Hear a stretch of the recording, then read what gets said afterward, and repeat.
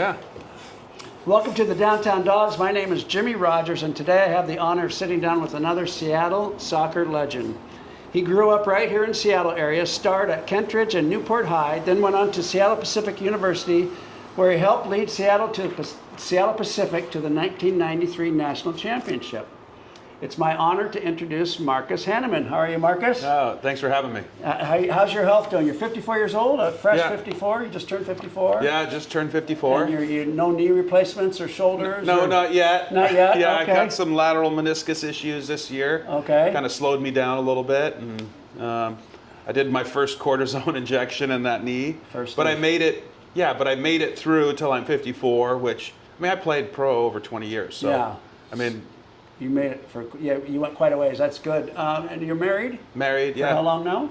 30 years. 30 years. Yeah, we're going on 31. What's your wife's name? Amanda. Amanda, and you have kids? Yeah, two boys. Two boys, how old? 28 and 26. Names? Hunter and Austin. Oh, those are great names. Now, Lori and I were watching the World Cup last week, and she asked, what happened to that Marcus Hahnemann guy that you interviewed some time ago? And long story on why we didn't post it. But anyhow, I said, well, I just talked to him. I think he's going to come back on, but he's busy flying. And she looked at me, and she didn't quite understand what I was talking about. And then we looked up at the TV on the halftime show, and there you were flying. You were the pilot taking Drew Carey around Seattle. Yeah. That's pretty cool. Yeah, and I've known Shane from Northwest Seaplanes, Friday Harbor Seaplanes, since when we moved back to the States from England. Okay. My whole flying career is kind of, I always wanted to fly. I've been in small airplanes, and when we were in England, I did one helicopter lesson over there, and you're looking at helicopters, and you're like, man, these things are expensive. And they're expensive to maintain, and you're like, Aren't they the most dangerous also? Or? Well, everything's dangerous. Yeah, okay. I'm parked in Seattle. I had to get out of my car. That's dangerous. But yeah, and then we came back. It was the World Cup year, and I had 2 weeks off. My wife booked this charter flight to go up to Tofino's to go fish with my buddies, a fishing guide up there on Vancouver Island. And, we flew up there, we land, we go to the, Alan picks us up, and we fish, and we come back, and I'm like, that is amazing. Like the country we have here, where we live. This is why we always wanted to come back here. You have the ocean, you've got the sound, the salt water. Quick up to Vancouver Island, which is just absolutely amazing, and then you go east, where our cabin is out in Cle Elum, and different climate. It's like you're in Montana, right? Kind of high desert feel. A lot of pine trees, and we have everything here. We do. Great national parks, Mount Rainier, Mount Baker, and we love to ski and all the different things. And so I'm playing for Wolverhampton Wanderers at the time, and my wife goes, there's an airport 10 minutes from here.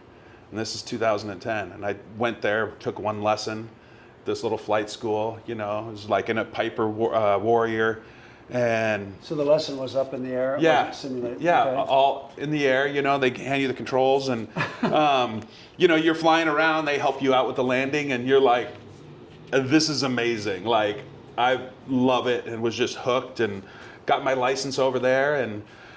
So when we moved back, you're trying to get situated with life here, and it was hard kind of figuring that out. And then I took a little lesson, or not a lesson, but just a flight because I had to go with an instructor to get checked out. And I'm like, oh my gosh, we have a place in Cle Elum. I could fly from Renton to there, and so I talked to Shane, and who owns Friday Harbor Seaplanes, because I needed a place to park. Okay. And then he's like, oh, are you looking at airplanes? And I'm like, yeah, this airplane in Chelan. And so Shane helped me buy this airplane. He knew the person who worked on it. He knew the people who owned it. The airplane community is pretty small, right? Mm-hmm. And we became friends ever since. And then, I don't know, when I retired from, still played a few more years with the Sounders, and then when I retired, I ended up, I got my commercial, I got my instrument rating and things like that, and I had my float rating already with my little Cessna that I got. And then Shane kind of looked at me at one stage. He goes, "You should get your commercial seaplane." And I was like, I'm like, wait a second, are you offering me a job? He goes, "Get your commercial seaplane and see if you want to fly Beaver." Okay. I'm the perfect hire for somebody like Shane, right? I'm not chasing the airlines, which we have a lot of guys who are like, oh yeah, I'll do this for a couple of years because then I can get my hours. Right. Stepping stone. To get to the airlines, but I don't want to do that.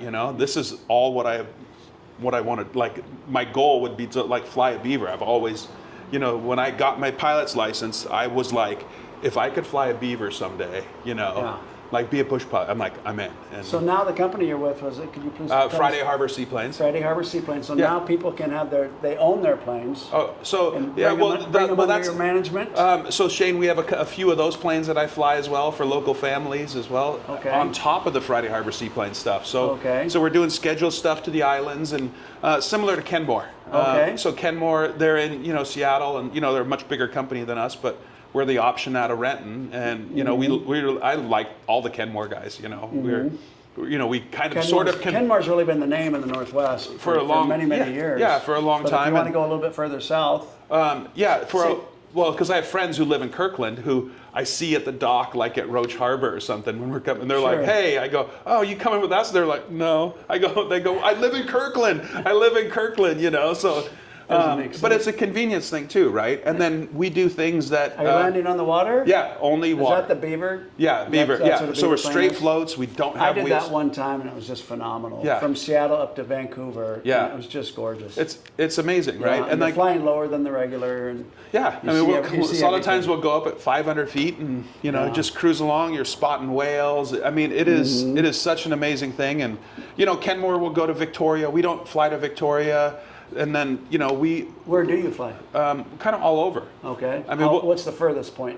Oh, we go north of Vancouver Island. Oh, you do? Okay. Yeah, where Kenmore, they won't fly out to I don't think they fly out to You the go west. further than Kenmore, is Yeah, what you're saying. a little Okay, I bit. thought it It's- was the opposite. So yeah. you go further than Kenmore. Yeah. Gotcha. Okay. And they'll do that as like a charter, but like we have scheduled stops. Okay. So like normally you could we'll charter an airplane if you wanted to charter, and you go wherever you want to go. Okay. But on our scheduled stops, we'll go and like, oh, you're going to this bay today. Mm-hmm. And I'm like, oh, I'm doing a boat transfer. So somebody's gone up there in their boat, and I'm bringing guests to this boat, and you have no idea who you're like going with or who's like where you're going. You just kind of land, and then here comes a little dinghy, and you swap people out. So and- halftime of the World Cup game, you flew Drew Carey, and you guys did a scenic route of Yeah. Seattle. I mean, how cool is that for them to reach out to you, an ex-soccer player? Yeah, and Drew's World a Cup. huge soccer fan, loves it. And I Okay, remember he's there was part owner of the Sounders. I didn't know that. he was. I don't know if he still is or not, but I knew he was at some stage. Okay. But Now, do you find it relaxing to fly, or is it exhilarating, or both? everything. Everything. Yeah, It's all that. Yeah, and sometimes it's like super stressful when the weather's like crazy, and you got to manage your fuel when you're going up to these places. Yeah. And then you got to we're landing in Nanaimo, we clear customs, and how much fuel you're going to get for your day, and if the winds are different than expected, like Yeah. sometimes you might have to go back to Nanaimo to get fuel and have to come home. Okay. But it's awesome, and just just to be so involved with this. I mean, it's 100% concentration, but a lot of times, it is for me. It's super relaxing. Sure. Now, how fortunate for you to find your passion at this point in life? Yeah, I mean, I'm like I got to play soccer for 20 years, and Be a pilot for the last quarter. Yeah. For the last half. Yeah, pretty amazing and lucky. And I mean, every day I hop in these beautiful airplanes that, are maintained amazingly. They're 1950s technology because they haven't been able to, come up with something that replaces the Beaver. It's such an amazing airplane, and like I don't take it for granted. Yeah. Good for you. Good for you. Now, you became one of the great American goalkeepers of our era. You started with the Seattle Sounders. You won championships. You moved on to Major League Soccer with the Colorado Rapids. You crossed the ocean to England, where you became a beloved figure in English football. You were a part of a historic club rise, helping the Reading Royals win promotion to the Premier League with the 106-point season. Now, I didn't know what that was, and I imagine a lot of other people don't know why that's a big deal. But that's become a thing. Well, it's still. People use that as a statement or a phrase. Has it been 20 years yet? I don't know. They still nobody's beaten that points total. So basically, you have the certain number of games, right? And you get 3 points for a win. Now they've probably expanded the schedule. They haven't with the league. Go back. 3 points for a win. Yeah, you get 3 points for a win. So and so this not is how many goals you scored. Yeah, so this Thank is you. 3 points for a win Go ahead. and 1 point for like a draw, basically. Okay. And but that's so the championship. Everyone knows the Premier League. Well, there's promotion and relegation, right? Which is people don't have here, right? Right. So the bottom 3 teams move down. Basically, the top 3 teams move up. Okay. So 3 teams for a win, 3 points for a win. Yeah, and you had 106 points. Yeah, so you're talking about whatever that 10, math comes. 10 plus. Now we have to math, and that's hard. Sure. Yeah, we and then don't there do were that. some draws in there, but Gotcha. just had an amazing season, and we lost our. We were like, okay, this is going to be the year, and we lost our first game that year. Right, but that's a benchmark that is used. But you were on that team that created it. Is that right? Yeah, and then we had 2 seasons in the Premier League with Reading, and I was, we finished I think 7th or 8th that first year, and like we didn't beat any of the good teams, right? And we were playing Manchester United, Liverpool, Everton, Tottenham, Arsenal, and we didn't beat any of those teams. We just beat the bad teams and the teams around us, right? So which just did enough. Which you think about like a regular standing, right? We're not going to catch Manchester United, so if we take points off them, it doesn't matter. So they always talk about 6-pointer games when you're playing a team around you. Right? If you get those 3 points and they don't get it, that's a big jump, right? Where if you beat Manchester United, you get those 3 points, but if you don't beat them here, it's meaningless, right? Gotcha. So beating those teams around you, we made it really hard for teams to play, and then we got relegated, and then with Wolves, I ended up going to Wolves. Had 2. Basically, Mick McCarthy wanted me to. He goes, look, we got this really good Welsh young keeper. Will you come back him up? And they're paying me pretty well, and I'm like, oh yeah. I met Wayne a couple times, really good kid. Yeah. And I'm like, yeah. And I think Casey Keller played with Mick McCarthy. Okay. And and he goes, yeah, I think so. And so I kind of asked around. He was like kind of crazy, but I'm like, I'm a little bit crazy too. This will be great. And I found myself, playing after a few games because the team wasn't doing well, and. Played that rest of that season, started the next year. It was awesome. That's fantastic. Now, you represented the United States national team. You earned 9 caps. Yeah. Okay, and you were selected for 2 World Cup rosters. Yeah. Now, in sports, earning a cap means 1 official appearance for a senior national team in an international recognized match. Yeah. So like for instance, if I was playing with the U.S., so I have another game. But it was against, I think, Trinidad's under the Olympic team. Okay. So I didn't get a cap for that game. Gotcha. If that makes sense. So what they used to do is they used to hand you a cap. Okay. And it had like the date of the game, and so this is like an English thing, and you go. Okay. And that was your cap. Yeah, and then it had the date of That's and pretty so cool. everybody So you got have all 9 caps? I didn't get caps. So it was too modern. Yes, yeah, it wasn't that. I'm not that old. Caps. Yeah, I'm talking old days. Seems like they should be able to do the caps. Though. Yeah, That'd be kind of cool. So what's like a Messi? How many caps does he have, for example? Oh, a lot. Way up there. Yeah. Okay, then. But 9 is still a big deal. I mean, for a kid out of. Out of Seattle. I think Casey said, and so so when I played, I was behind Brad Fiedel, Casey Keller. And then when those guys retired, I'm a little bit younger than Casey, and I was Casey's backup in the Germany World Cup. And then I'm like, oh, okay, like Casey's going to retire from the national team. And then Tim Howard comes in, right? And so I'm like, okay, great. And then Brad Guzan comes in. So like we've had some pretty good competition, right? Sure. And at that time, when I was playing in England, like my prime of my career, and playing in the Premier League, we had 4 or 5 guys playing goalkeepers, playing, I think, in arguably the best league in the world, all starting. It's like and people are like, oh, well, if you came in a different era. And I go, well, the reason why I ended up going to England in the first place was because of Casey Keller, a little bit. Because after the 94 World Cup. How old is Casey? He's 56. A little bit older. Yeah, he's a couple years older than me. Okay. But I played, my first national team game was in 95. So we just had the World Cup in 94. I'm playing with the Sounders here in Seattle. And there was no MLS yet, right? This is pre-MLS. It was the A-League or USL, whatever you want to call it. When I was playing, it was the A-League. And, I ended up getting a chance to play because a lot of those guys weren't returning because it was just after the World Cup and there were just some friendlies.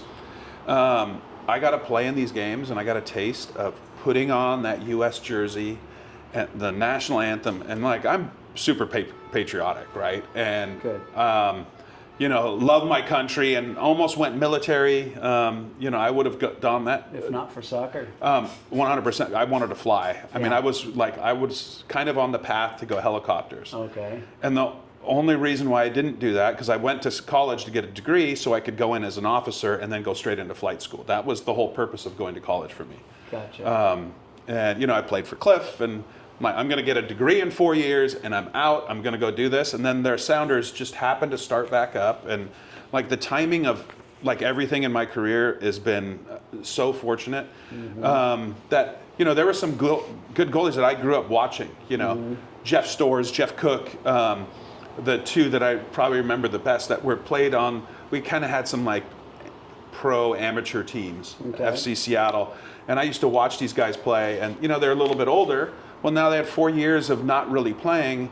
I came straight out of college, and you know, when you're playing college, that's all you're interested in. I'm like focused on that, right? I'm doing weights all the time. I'm, you know, training extra, doing all that stuff, and Sounders are starting up. Well, guess what? I'm like, You're ready. it was me and Dusty Hudak, who are the two goalies. Dusty was from UW, and we both graduated that year. So you were in college when the Sounders came back, and Yeah, so yeah, you and so had I- that immediate goal. Yeah, and in well, your I mean, sights. I actually signed with the Sounders while I was still in school, and just finished school that springtime at SPU. And How awesome is that? yeah, and then Dusty was the other keeper, and yeah, but you know, just the timing of that for us, because we were so lucky that Yeah. we just came out of college our senior year, and they start the Sounders up again. Now, as a goalkeeper, is it safe to say that it's similar to a cornerback in American football? So you're on an island.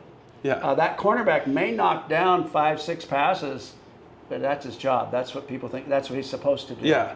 So it's not heroic. But if that one goes deep for a touchdown over Yeah. his head, so you may knock down 10 shots on goal, Yeah. but that one score is the only one that gets replayed on the news time yeah, and time I mean, and time again. I mean, Casey always talks about it. He goes, why would anybody want to be a goalie? Yeah. Right? And like, you can't win a game. You can only lose a game for your team. Like, that's kind of what it feels like. It's a pretty negative, like, and it's hard. Like, you think of sports psychology, you think of, well, you got to think about the positives, right? Because Okay. then, like, if you think about, oh yeah, I could make this great save, or like people are like, I want to like dream about scoring this goal, and that's why I'm Yeah. going to do this extra work. As a goalie, you're like, I don't want to screw up. I don't want to screw up, which it's already negative, so it's not a Right. good place to start from. Right. So it takes this special mentality to be Similar a to an goalie. offensive lineman too, I think. There's really no glory. Yeah. So I was going to also ask you that compared to baseball now. Okay, so from the high school level, college level to the pros, the huge difference that pops out in my mind is the arm. That throw from third base to first base is not easy. From shortstop in the hole, that is and these guys do it like they make it look so simple. Yeah, it looks like a Nerf ball. But what I'm getting at, Marcus, is that goal kick. When I was growing up watching soccer, kicking that goal kick to midfield was a big deal for a young guy. You guys are kicking it the length of the field. Yeah, and And that's like no big deal. I mean, Well, but and- you make it look so easy and so simple, but and I wasn't always a great kicker. I could smash it, but Yeah. And we played at Memorial Stadium, which was narrow, and Peter Hattrip, he always likes to talk about. So I would always half volley the ball. We were playing on turf, and I had shanked 2 balls out of play trying to hit somebody going down the line. And he goes, yeah, he goes, that was the only time I ever heard you get booed, and you were the crowd favorite because you pegged the same lady with her popcorn twice in one game. now last time we met, you taught me a kind of a side kick. Yeah, What's and- that called? The side volley. Side Yeah. volley, and what's the purpose of that? Well, so with a half And volley, what is that? so there's a couple different ways you can kick a ball. You can kick it out of the air, right, straight, but a lot of times it gets top spin on the ball. So imagine like a football punter, right? You're trying to get that side spin so it spirals. So with the soccer ball, if you can get the ball to spin backwards, the ball will stay in the air and travel true, right? And So it's if you kinda just like a punt riser it, baseball yeah, if type you of- punt it like this, it will have top spin, and so it'll dip. Dip, right. And so when you hit a side volley, you hit can it put like that spin this, on it. and you get that backspin on it. Okay. And I didn't. This is one of those things that I was playing with the Colorado Rapids. It was like 96 or But 97. you're standing up and you're kicking from Yeah. a sideways angle Yeah, versus, so you get your, versus your a straight foot, on. Yeah, so you get your So foot gotta up. be able, that hip's got to be Yeah, and you working. kind of lean a little bit too, right? Yeah. And as when I was younger, my leg was pretty high, and Okay. then now when I do it, I'm leaning back and my leg's pretty low, but I figure out how to do it, right? But we went to Mexico, and Okay. we're playing, and like all the Mexican goalkeepers, they were like, instead of throwing the ball, like we practiced a lot throwing the ball, they would do the side volley to their outside backs and spray, and they were like, oh my God, that's amazing. Interesting. And then we came back to Colorado, and Paul Grafer, who was my backup there in Colorado, he started practicing this, and I'm like, oh my God, that's amazing. Yeah. I'm like, you're doing the Mexican side volley. I'm like, how are you doing that? And then and so we started, practicing that together, and I'm like, oh my gosh, you hit one, and like with the perfect backspin, and you're like, that went so far, and I'm oh my gosh, I'm pretty accurate. And, Right. And so there's a funny. So I became known for my kicking in England, but so early Sounders Day, I kind of perfected this as I got older. And when I was at Fulham, it was hard to get in the team. Okay. My first pro team over in England, right? And so Eddie Lewis was another American, and he's trying to get in the team. So Eddie would want to work on crosses, so I would practice that, and then I'd be practicing my side volley, and I got really good at the side volley and super accurate, and we get promoted to Premier League with that team. I'm not playing, but I went on loan to this team Rochdale, and then came back to Fulham, and supposed to be playing in this reserve team game. So it's like the second team, right? And nobody really wants to play in these games, right? It's like, but as a goalkeeper, you're like, well, I need to get some reps where I can actually take crosses where you're coming through bodies. And so it's, you kind of want to do it. And Jerry Payton, who's the goalkeeper coach, he calls me up. He goes, hey, Mike wants to play tonight in this game. And I'm like, oh, okay. Because he played for Northern Ireland. So he has a national team game coming up. And he wants to get an extra rep because we had Edwin van der Sar, who's arguably one of the best goalkeepers of all time, the Dutch national team keeper. He was the starter. So now Mike wanted to play in this game. I'm like, sure. But Jerry told me that Mike, or that he wasn't going to the game, so there was no goalkeeper coach going. Okay. And I'm like, well, who's going to warm up Mike? And he goes, well, we'll just have one of the kids do it. And I go, oh, I'll go and do it if Mike's got a game coming up, right? And me and Mike were buddies, right? We're in this goalkeeper union. It's pretty solid. We're competing for the same spot, but I want Mike to do well in this game because I know he's got this Northern Ireland game. This is meaningful to him. So we get to the stadium, and Mike's like, dude, he goes, I'm playing tonight. I go, I know, I said I would come to warm you up. I can't have one of these kids warm you up because you'll lose your mind. And he started laughing. And he's like, because like his warm-ups, they had to be pretty specific. Right. So we go out, and I'm setting up the cones just like he likes it, and everyone has their kind of own little warm-up. Game warm-up is personal, right? And so it's not like what the goalkeeper coach wants to do. It's what you want to do. And I know how Mike likes this stuff, right? So we're kind of setting it up. And so I'm warming Mike up, doing all this stuff, and then Mike, hops in the goal. They do some shooting, and then Mike goes in to the locker room to change, right? Because he's getting ready for the game.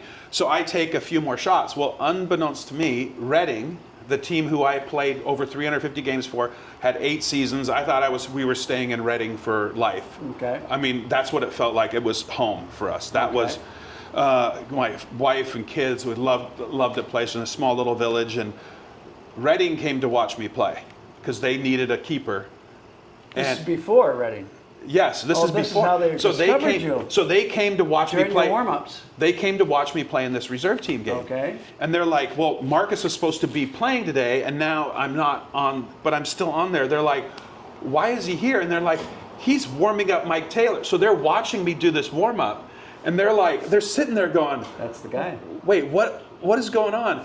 And then, so I hop in net, right? And I'm making all these saves, in the shooting.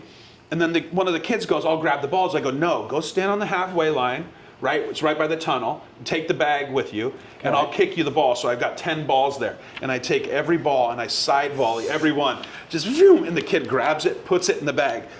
10 balls. And the coaches go, let's go, that'll do. So they signed me. You never know who's watching. They signed me on a warm-up That's fantastic. And then it was like for this month-long loan spell. And, you know, my first practice, we're setting up. They're like, okay, we're going to kick to the right. And, you know, I barely know anyone's name. Alan Pardue is the manager, and he's kind of crazy as well. And he goes, okay, I go, we're going to kick to the right side. Martin Butler was our target at the time. And when you go on loan to this team, like I had no idea any of the players, right? Okay. It's not like it's a Premier League team. It was that year it was a League One team. So it's Premier League, Championship, League One. Okay. And he goes, okay, I go, well, do you want it from my hands or from the ground? And he goes, I don't care. I go, okay, I'll go from my hands first. And he goes, okay, hit me like right here. And I hit this side volley, and it just perfectly straight, but it went like 15 yards over his head. And he went like that, and I go, I could take a bit off if you want. And he was like, oh, this is awesome. It sounds like the side volley extended your career. Possibly. Yeah, well, like I became such a really good kicker of it, and I always like joke with Casey, and Casey had like these like big fat like long feet. He couldn't kick the ball properly. He kind of scooped it, and he's like, and I go, you can't even kick the ball properly. And me and Casey are buddies, right? And he goes, it goes right where I want it to, and I know. Whatever. Yeah. Now I noticed in that game last night we scored on a penalty kick, and it was a kick that was outside of the box. A free kick. A free kick. Yeah. Thank you. Yeah. And they had the defense had a line of people. Yeah. And it was a great kick, but I don't know. I just thought to myself, I think the goalie might have appreciated if the wall got out of the way. Does it? Yeah, you're almost 100% right. So like that shot, if there was no wall, they would not can't go see in. the ball. Yeah. So you're trying to, if you have the wall. So what happens if you tell your defense no wall? Everybody go match up with somebody. What would happen? The offense would make a wall. Well, so there's a couple. You're trying to like, okay, the near side of the wall. You're trying to have, but I always had less guys than more guys. Okay. But you're trying to take away that super driven ball, and when they bend it, it's slower. Right. I was watching it with a couple buddies last night out in Cle Elum. Could you have blocked that without that wall? Well, Paul's like, oh, Marcus, what should he do here? And I go, I don't know. Like, how would I what do you want me to say? And then, like, as they line up, and I go, the keeper's too far out. He needs to go over the wall. Right now, so to get the ball up and then down, like over the wall and bend, like is a skill, right? Right. And he's like, what? And then the guy hits it, and the keeper gets a hand on it. But if he was back on his goal line, he was a couple feet off the goal line. And he was a good yard and a half. If he was right on the goal line, he would have had that split second more and more time to react, and then he would have been able to save it. So my question to you is, would you have said no wall? I would have had when it's a free kick outside of the goal, outside of the box. No, I would have still had a wall, but less guys. Less guys. And then so what they now do too is they'll try to put your players kind of in front to block where that vision. So you have the wall, and then you stand on one side, and you're like, this is my side of the goal, right? And then for them to get it over there, they have to bend it or something, and it'll be slower. But I mean, we've seen in the World Cup. I think it was Messi scored one where he just hit it to the goalie side because the goalie's worried about this wall, so he steps behind it and then it goes in. Yeah. And so you have to be super confident and go, this is my side. And if they do hit it over there, then okay, so be it, which is what that keeper did. But I think if he was back a little bit, he would have been able to save it. It just seems like your vision's impaired. Yeah. To a point. Now a penalty kick, we were taught the goalkeeper has to keep his heels on the line until the kicker makes contact with the ball. Yeah. That seems like an NBA traveling rule. I don't see the goalkeeper staying on his heels till the guy kicks the ball. Everybody's moving around and. Yeah, so you can have one foot still in the line. So if you're going like. Does anybody ever call it? Yes, they do. There have been I've never seen it called. Yeah, there have been called back. Have you ever been called? Yes. You have. Yes. Okay, so we got proof. Yeah, and then in the World Cup, I think there was a goal called back, or. A save that got changed. This World Cup. Yeah, because he jumped. Okay. So what used to happen is like goalies would like jump forward 2 yards, and now technically the goal's smaller. Cut the angle. Cut the angle down. Yeah.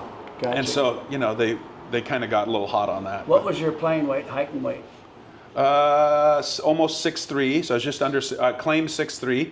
210. And The lowest I ever was professionally was 224. The lowest. The lowest. You were a big goalkeeper. Yeah, and then I usually played around 230. Would you say your number one asset was your lateral quickness? No, No. What was your number one asset? standing in the right spot. Okay, so just I was big, and I Yeah. just stood in the right spot. took some space. Yeah, and like it's kind of a joke, a little bit, right? Yeah. But if I stand in the right spot, it's really hard to score. Yeah. And like, okay, the only place you're going to score is if you stick it up in the top corner. Okay. And now, like, go ahead, Common try sense. try Yeah. to hit it up there. Good luck. Oh, you missed again. Did you play other sports? Growing up, I played baseball and basketball, like junior high. Mm-hmm. I mean, I wasn't very good and played football in junior high. And then, but once I got to high school, like, I mean, soccer chose me, right? I was starting for Kent Ridge High School when I was a freshman. Yeah. And, and I'm going to Meeker Junior What High. year was that? I graduated in 90. 90, So, okay, because it 86. just didn't have the same, football got all the attention. Yeah. And the scholarship talks, et cetera, et cetera. But Yeah. soccer was always, when I was growing up in the early, late 70s, early 80s, Yeah, didn't and- get that same attention. It was almost like you had to Well, really. and I would have played. Didn't that football coach want you on the field? Well, so the football team trains in the springtime, Okay. and the football coach at Kent Ridge and the players were a bunch of cocksuckers. There you go. Yeah. There's that. Yeah, because I'm training with the soccer team, and like, I don't know, something happened. There were a couple things, and they said something to me. I'm like, I'm not going to play for that dick. Yeah. Okay. You know? So And I was, I'm playing soccer. yeah, Good for you. didn't want to do it. Now, when you see a striker break away and you know it's a one-on-one, what is your immediate mindset? Is it and your focus? Is it the angle? Are you watching that ball from the time it hits 1 foot to make your move? So it's trying to make it as difficult as possible, right? Okay. So, like a lot of times you'll see something when you think about, and it sounds it's like oversimplified, but if I come out too quick, it's going to be too easy for the guy. And Okay. depending on how if he takes a huge touch, okay, now I can make some ground up, make Okay. the goal smaller. But also, if I go out too far, then he can chip me, right? Gotcha. And then, okay, now if he's dribbling sideways, which now makes it harder, I don't want to be out too far, because now if he goes way sideways, I'm now really far from goal and I got to go way back here. So it's, there's always a give and take. Is your defender going to come back? Is he going to be able to put pressure on? Mm-hmm. So I don't want to make a decision too early as well. You don't want to commit. Yeah, and then trying to react and be big, which I was pretty good at that, right? Yeah. And be pretty intimidating and stand up. Where some guys, goalies, like to slide, and then the option for those guys is to chip it up. Chip it easy, yeah, which is easy. Where I kind of stayed up a lot, used my feet a lot, so you like a hockey stick save, right? Gotcha. You're like, Okay. You're always like, oh, swoop. Yeah. Kind of hockey style, right? Gotcha. I'd use my feet a lot, and where it's hard to get your hand all the way down there, right? Okay. And just make yourself big. Does anybody jump off the page during this World Cup? I haven't seen Argentina play yet. I haven't seen Portugal play yet. But last night, finally, the striker for the USA, I think he had 2 goals taken back, Yeah. and he had 2 taken back in previous games. Yeah, offsides, and Yeah. and they were all. I think those were all the correct calls. And The red card. So he's obviously the man, but I just don't see him. Nothing's really. I love to go watch a sporting event, Yeah. not know anybody, and see Well, who jumps off the page. Well, Messi is like, I mean, at one stage in the first 2 games, I don't know, what did he score, like 5 goals or something? But those are the only goals that Argentina scored. Now, Argentina's look really good. The thing that, we are so obsessed with superstars and stardom that I didn't even know Argentina had another player on their team. All they talked about was Messi. Yeah. Even in the third game, they didn't start Messi because they didn't need to win. They talked about Messi more than any other player. He's not even on the field. And you're like, and for me, being a goalkeeper, right, I'm not the star player. Yeah. Right? I'm like the backbone kind of the team, Okay. but I'm not that flashy superstar. And if you win, a lot of times nobody even mentions your name. Yeah. Right? You did your job. Yeah, I just did my job, and I'm going to go out there, and it's all about the team. And then so when I see stuff like that, and they talk about the superstars, I'm like, God, I want to vomit.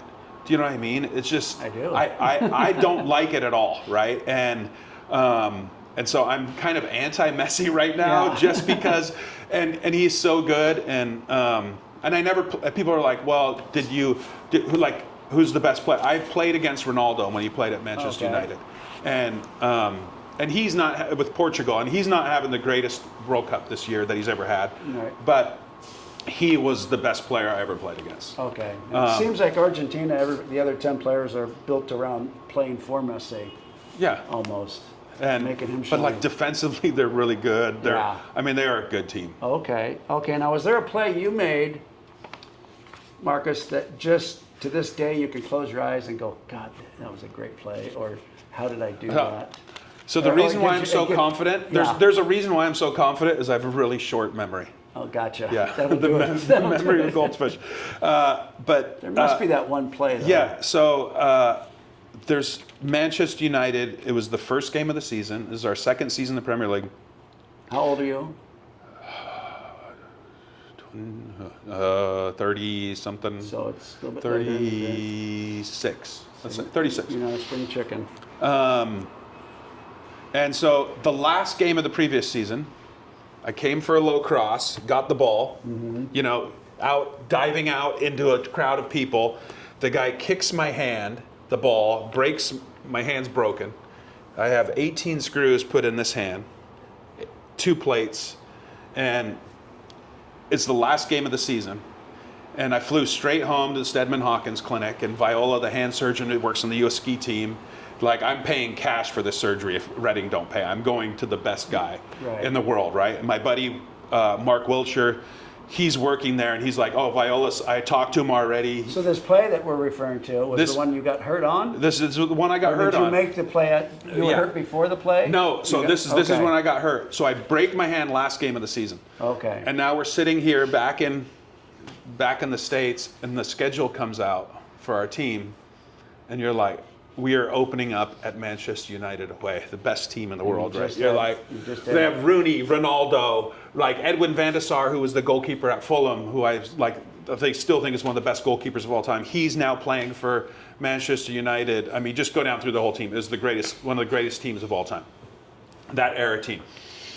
And I'm like, I'm sitting here with a broken hand, and I'm like, this is like 2 months away.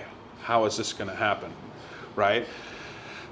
Go back to Reading, and like we start, like the goalie coach is throwing a Nerf ball to me, right? And I'm like, catching it, and like if I touch it, everything hurts, right? And making it through preseason as much as I can, and like the week before the game, they don't know if Adam Federici is going to start the season or me. Like it was that touch and go. And the last game we had, practice game, was against Wolverhampton Wanderers, which ironically I went there the next season as the backup goalie as well, to back up Wayne Hennessy, and finding myself playing for that team for 2 seasons. And I played the first half, and then Adam played the second half, and still unsure. And so the play I remember in this game, so now we're going to Manchester United, I was unsure if I was going to be able to make this game. Cast? No. No cast. No cast. Big, wrapped, but maybe. It was taped. Big glove, taped. Okay. Yeah, and the first time I touched the ball in that game was a one-on-one save from Wayne Rooney. Wayne Rooney's dribbling at me, and this is the prime of Wayne Rooney as well. Super fast. He's dribbling at me, and I'm like, go left because I got a broken right hand, right? Yeah. And of course, right, he goes to the right. He goes out there, and I dive out the ball. He kicks the ball, my hand, I kind of block it, and the ball goes wide, and I was like, still there. That was it. Yeah, and You played through pain. we tied the game 0-0. We ended up getting a man sent off. Dave Kitson got sent off in that game. But we tied 0-0 with Rooney and Ronaldo, one of the 2 greatest forwards of all time, and against one of the greatest goalkeepers of all time, Edwin van der Sar. And like I still have I got the man of the match champagne from like the Barclays Premier League because it was on Sky Sports, and from Manchester United I got the man of the match champagne from their their official one. So I have those two are still in my Cleellum back 9 bar, Very which is in cool. Cleellum, which is my little indoor golf bar. Okay. I have a simulator and stuff in there. Okay. Now, were you a Adidas guy or a Puma guy, or Nike mainly. you went Nike? So you're Yeah. a youngster. Yeah. You So were early Nike. yeah. Interesting. So 90. So I kind of was Adidas for a while, and then like with gloves technology. Never Puma? Nope, I never went Puma. So we were kind of Adidas with SPU, and then Sounders kind of like we had some Nike stuff kind of mixed in, and then when I went to Colorado, Miter. You know, they were like, "Hey, we're starting a glove line and shoes. Do you want to?" So I tried some of the, and they were with Reusch at the time, so one of the best glove manufacturers. Okay. So or Miter, yeah. Yeah, those gloves were killer. Yeah, so like all like different things, and then I got to England, and then funny when you're like not starting or playing, like nobody wants to give you an endorsement deal. Isn't that It's something? very strange. Isn't that something? And so I'm on the bench at Fulham, and the Nike guy came in because they would sponsor the team, or the whole league for the balls, right? Okay. The Nike balls were kind of one of the sponsors, so he would come in, and he's like, "Do you need like?" Talking to him, and he goes like, "What do you need for gear?" He goes, "Just let me know." And he's like, because he saw me, first off, he goes, "You can wear double XL, can't you?" And I go, "Yeah." He goes, "I got a ton of stuff that none of these other soccer players can wear." I think that's how it started. And so then I became like, kind of finished my career with Nike. It was Gotcha. amazing. Gotcha. Now, what I love most about your career, after all the miles, all the saves, all the stadiums, and all the pressure, you came home. Yeah. Back to Seattle, back to the Sounders, back to the place where the story began. When you hear that introduction, Marcus, Seattle kid, SPU champion, Sounders champion, Premier League goalkeeper, World Cup roster, what part of that journey still feels the most unbelievable to you? I mean, the whole thing. You know, I was sitting there, and my friend Paul, who played golf a lot, and I'm headed up to Cleellum to go do some stuff. And I'm like, "Well, who are you watching?" And we went to some friend's house, right? Paul's friends. I hadn't met them yet, and so they were like, "You played on the national, like we're watching this game." You know, they were kind of like freaking out, and I go, "Yeah." I go, "That's who I was. That's not who I am now."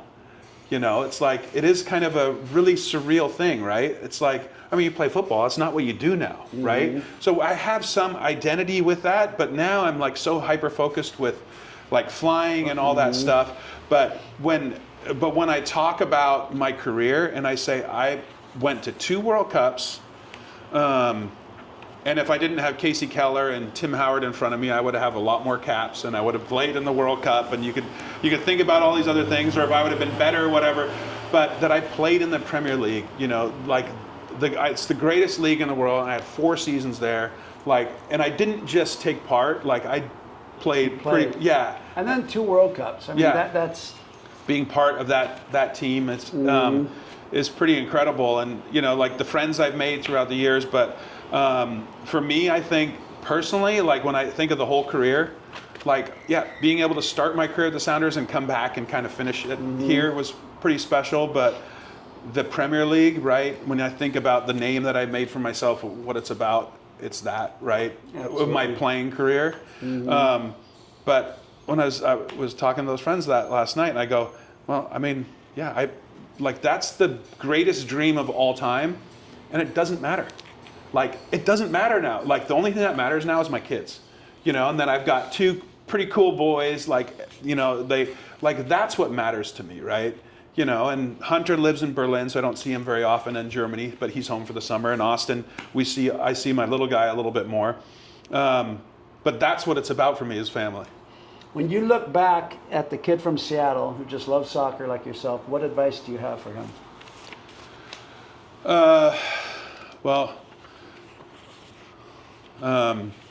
So I have 2 little Cessnas, right? Okay. They're not, you know, like the most expensive airplanes in the world, but I love working on stuff, and people always ask me, like, what advice would you give? And me and Amanda just had our 30th year in December, and we're working on 31, and they're like, well, if I had 2 wives, I would have 0 airplanes, And because I've only had one wife, I I have two airplanes. Yeah, just kind of like joking around. Yeah. What I kind of people always say follow your passion and all that stuff, right? Okay. But be passionate about what you're good at, right? And I didn't think I was going to play soccer. Do you know what I mean? That wasn't like, oh, I'm going to play professional soccer. Yeah, I kind of, like, as if you're playing a sport or doing anything, that's what you're thinking about. But that wasn't like, I'm going to go to college and I'm going to play pro sports. I'm going to go to college.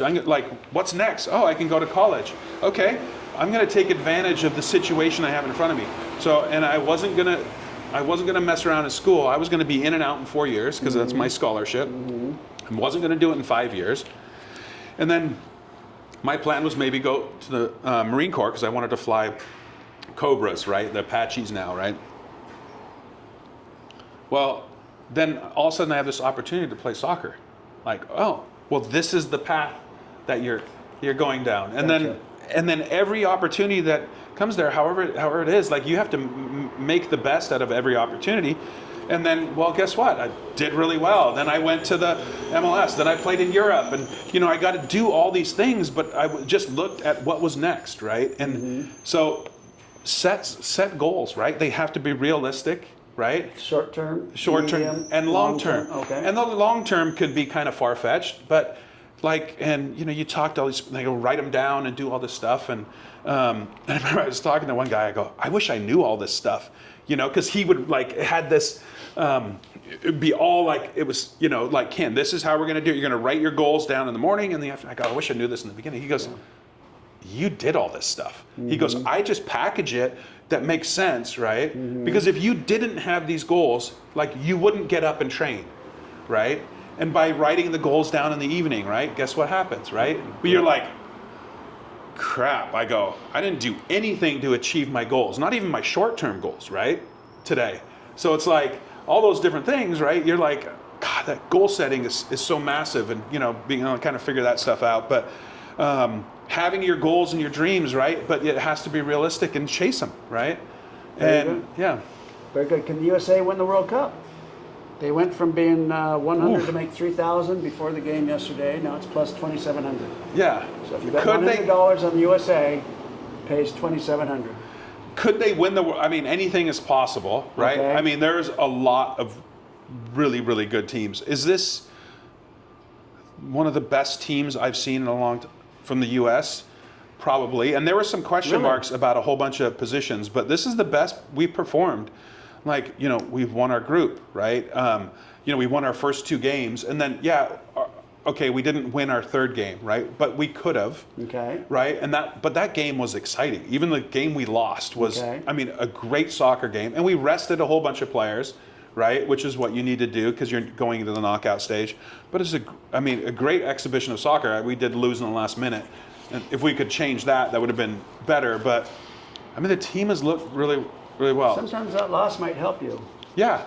Well, it kind of solidifies it. You don't learn a lot from winning. And so, but there was a whole bunch of starters who were on the bench for that game. Okay. Right? Right. And playing in the World Cup is every kid's dream, right? And they all got to play. And so now a whole bunch of the kids, right, who didn't get a chance to play in the first 2 games, right? Okay. They're not good enough. Okay. Right. Let's like we don't have to hide behind anything, right? So now there's starters on the bench, right?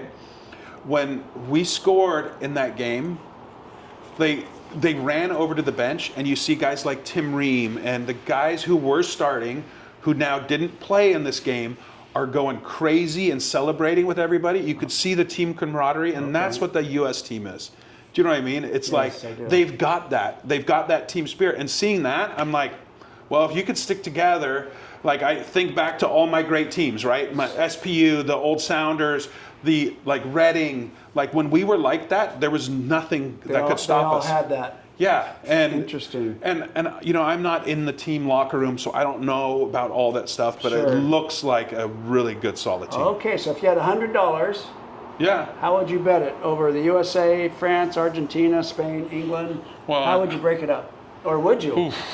You kind of look like a guy that would put it all down on one team. Yeah, but I maybe hedge my bets and bet a little bit on Argentina and As France. you get older. Yeah, but I might put a little bit on the U.S. Yeah, okay, but you go France or Argentina. Now France is plus 180, Argentina is plus 410.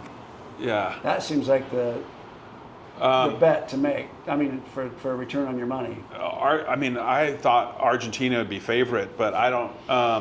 They're not showing it with Vegas, and Vegas is usually right. Yeah, they're pretty smart.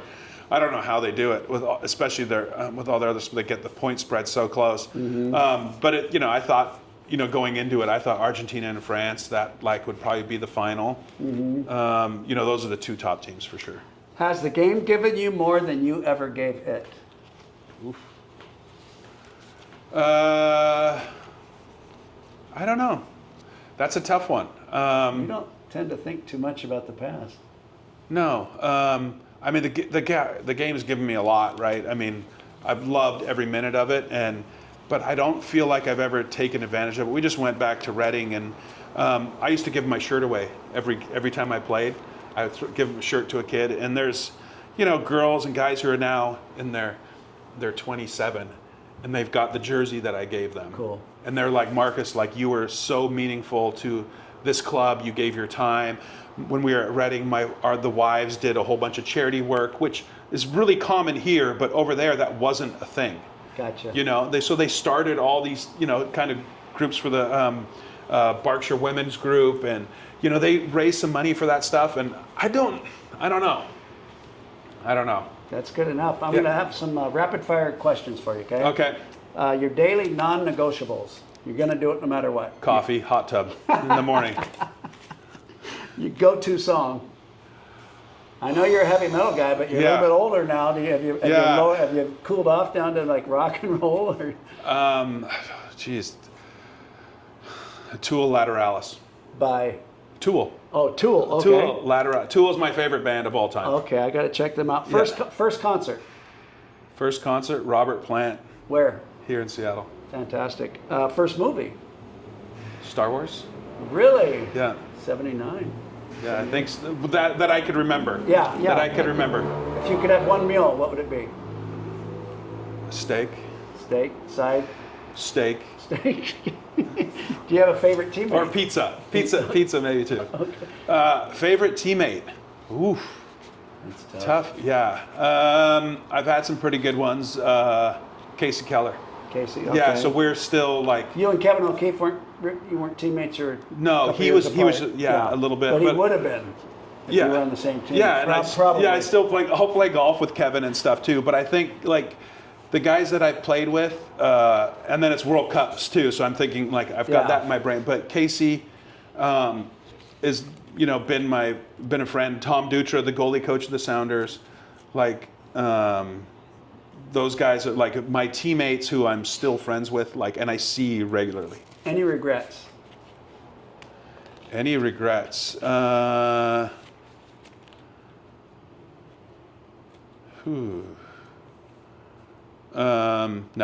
not really. So Marcus, you didn't just represent Seattle, you carried Seattle with you. From SPU to the Sounders, from England to the World Cup and back home again, your story is one of toughness, loyalty, longevity, and love for the game, and for that, Seattle thanks you. When you arrive at the pearly gates, what would you like to hear St. Peter say? I'm glad you finally made it. From the heart of Seattle, my name is Jimmy Rogers, Marcus Hahnemann. Together, we are the Downtown Dogs. Thank you, Marcus. Thanks, Jimmy.